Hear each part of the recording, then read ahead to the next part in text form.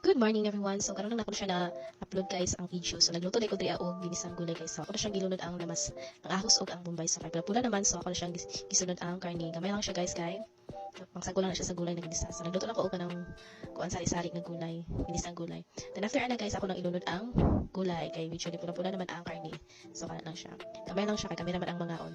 Then after ana ako nang giukay kay para ma-mix jud ang karni. Then after ana ako nang ilunod ang tuyo. Naglahan ako siyang tuyo so para malasa po siya guys then.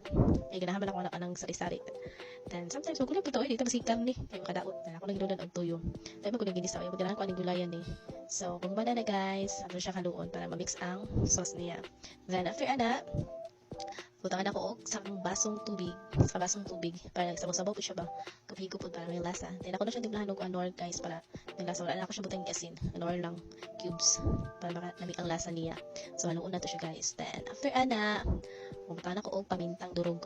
Kaya para na po halang-halang gamay ba. Lamin ang lasa. Then after ana oyster sauce, butangan ako siya gamay para lami yun siya og samot. Char lang. Ako ang version sa pagluto guys. So, na siya. Tadang! O, lami na kayo siya guys sa amo Buta sa inyo Sa inyo pagluto. Then after na, so nagplito po guys para naipalis po ang gulay ba. O, see?